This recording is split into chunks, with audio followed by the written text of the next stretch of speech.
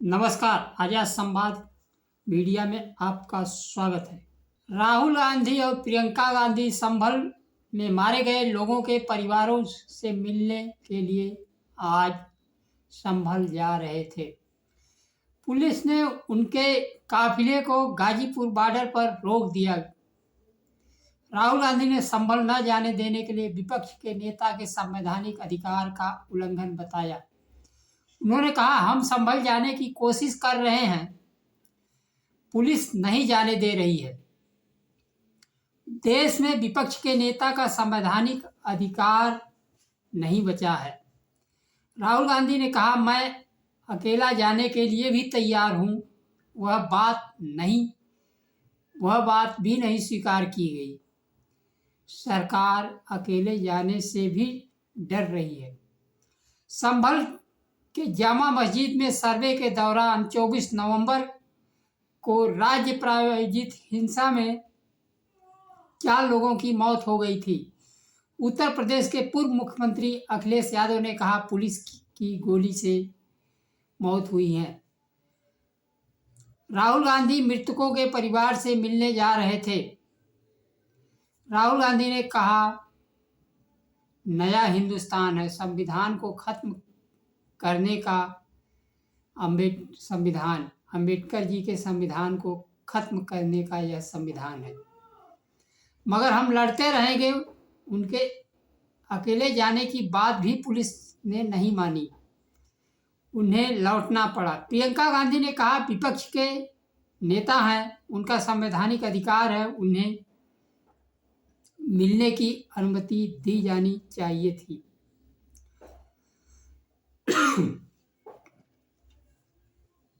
कांग्रेस प्रवक्ता सुप्रिया श्रीनेत ने कहा, ऐसे में संभल हिंसा में पुलिस की भूमिका संदिग्ध मालूम होती है।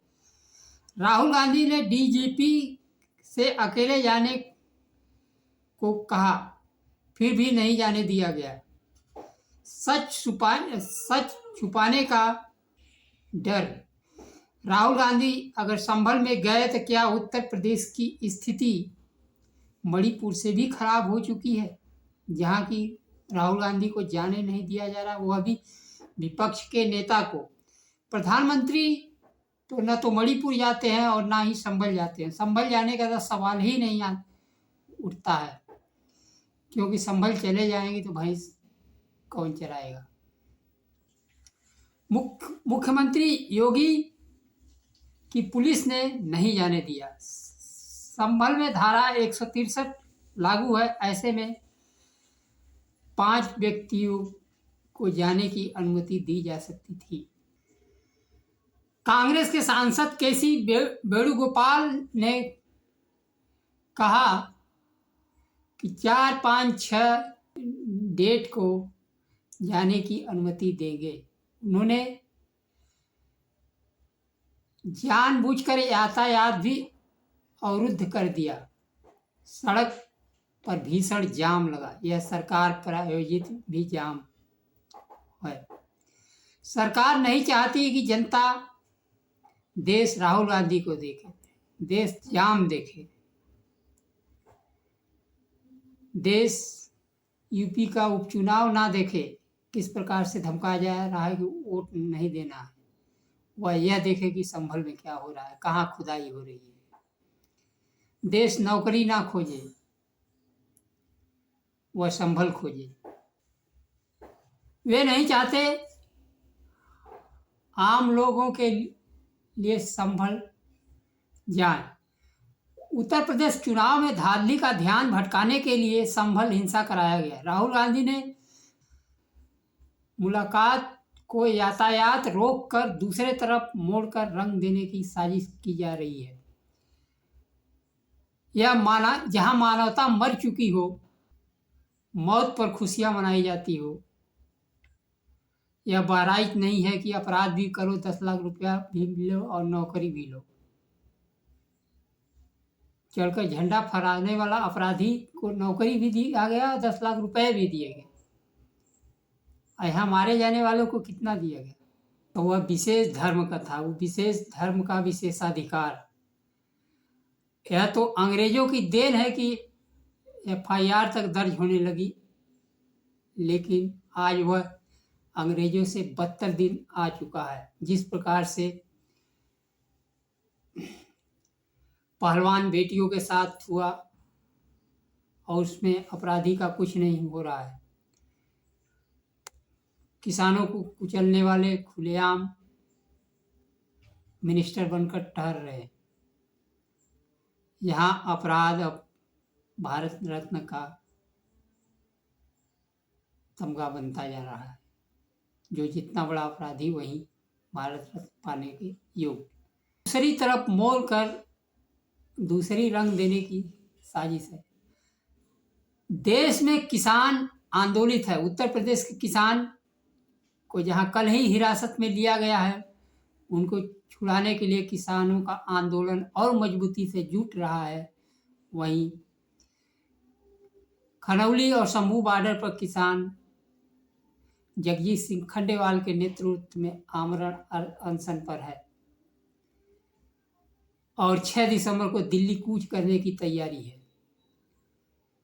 शिक्षा और रोजगार की स्थिति दिन प्रतिदिन गिरती जा रही है।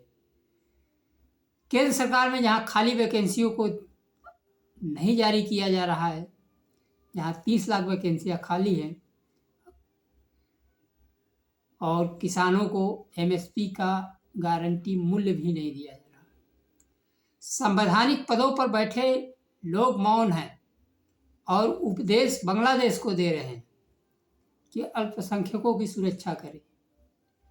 भारत में, हमारे देश में अल्पसंख्यकों की बात तो दूर, अपने धर्म, हिंदू धर्म के मानने वालों को बराबर का अधिकार नहीं है। आरक्षण जो संवैधानिक अधिकार है उसको छीना जा रहा है। NSF का नौकरी से बाहर किया जा रहा है। सारी नौकरियां का निजीकरण किया जा रहा है। निजीकरण ऐसा शब्द है कि जो पढ़े अनपढ़ लोग हैं वो समझ नहीं पाते हैं, इसलिए सीधे सीधे देश को बेच दिया जा रहा है। बांग्लादेश के सरकार को भारत सरकार को नैतिक उपदेश देने का नैतिक साहस नहीं बचा है। इसलिए देश की जनता तो हिंदू मुस्लिम कर रही है, बांग्लादेश के पक्ष में विपक्ष में धरना प्रदर्शन कर रही है, लेकिन भारत सरकार बोलने से बच रही है। क्योंकि ईरान ने जब भारत के मुसलमानों का मुद्दा उठाया तो उन्होंने ईरान को जवाब दिया था कि हमारा निजी मामला है। तो क्या बांग्लादेश का मामला भारत का मामला है? मानवता में कहीं भी घटना दुर्घटना हो निंदनीय है, लेकिन वह जब आपके यहाँ होती है तो प्रशंसनीय होती है, दूसरे के यहाँ होती तो निंदनीय कैसे हो जाती है? बात क्या है?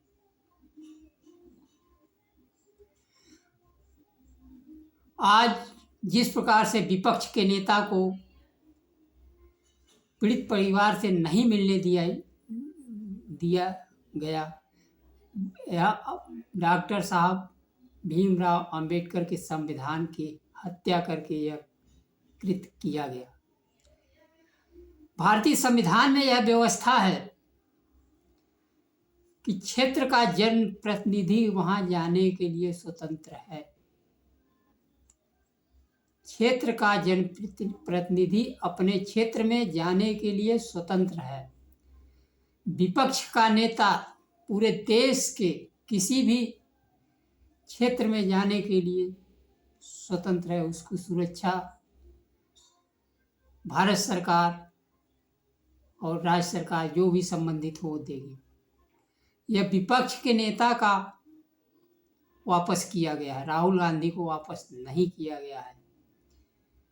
अब राजनीति तो यह होना चाहिए कि विपक्ष के नेता को वापस किया गया है तो सड़क पर अब निकलने का समय आ गया। बिना सड़क से निकले कुछ नहीं होगा। जिसके लिए लड़ना है, जिसको नौकरी पाना है, शिक्षा पाना है, मतदान का अधिकार पाना है, मतदान को सुरक्षित रखना है, जैसे महाराष्ट्र में कर्फ्यू लगाकर जनता चुनाव रोक दिया गया, फिर 6 तारीख को फिर जनता चुनाव होने जा रहा है। देश में ऐसा कौन सा संवैधानिक संस्थान बचा है जिस पर भरोसा किया जाए। लोकसभा, राज्यसभा, जहां देश के मुद्दे पर अडानी का नाम लेते ही स्थगित की जा रही है, जबकि देश के सारे समस्याओं का कहीं न कहीं जड़ अडानी है। किसान हो, दलित हो, पिछड़े हो, आरक्षण हो, सभी के जड़ में अडानी है। किसानों की एमएसपी नहीं मिल रही तो उसकी वजह अडानी है। 3 काले कृषि कानून लाने की वजह अडानी है। लोगों को सरकारी नौकरियां नहीं मिल रही तो उसकी वजह अडानी है, क्योंकि देश सीधे सीधे उनके हाथों में कौड़ियों के भाव, निजीकरण नहीं समझ में आता, देश के लोगों को बेच दिया जा रहा है। न्यायपालिका की अलग स्वरूप है। देश का मुख्य न्यायाधीश भगवान भरोसे फैसले कर रहे हैं, जबकि संविधान के भरोसे फैसला होना चाहिए। संविधान को आलोक में रखकर शपथ लेते हैं, भगवान को सामने रखकर शपथ नहीं लेते। भगवान में अगर शक्तियां होती तो वह अयोध्या चुनाव नहीं हार जाते।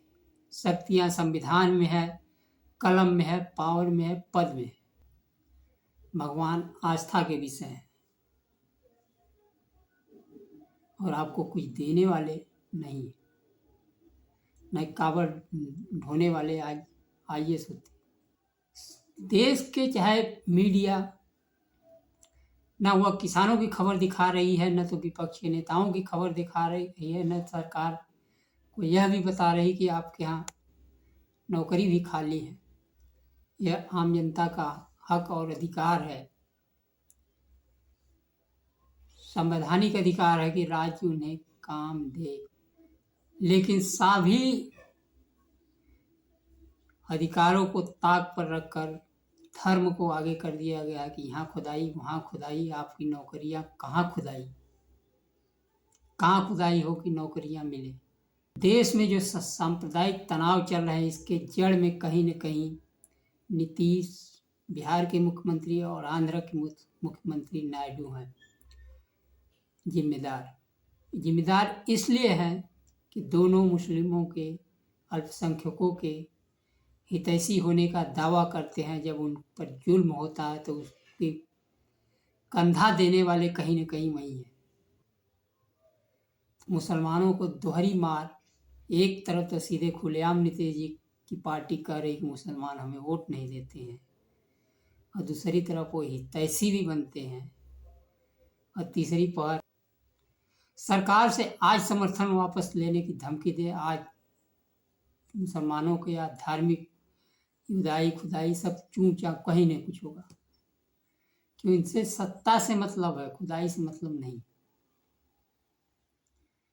आज चाहे अंग्रेज हो, मुसलमान हो, यहाँ तक कि मायावती हो, अखिलेश हो, जिस पार्टी की सत्ता हो, जो आज धर्म की राजनीति कर रहे हैं, वो उस सत्ता की तरफ झुके रहते हैं।